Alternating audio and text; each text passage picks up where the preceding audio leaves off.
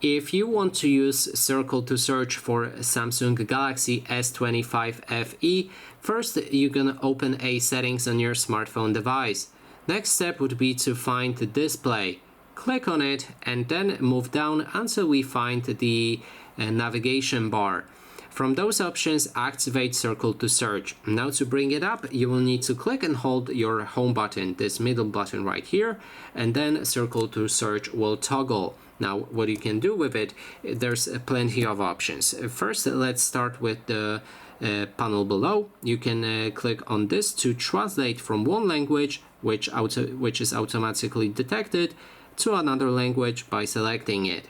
And this will just translate everything on the page that you've activated Circle to search for.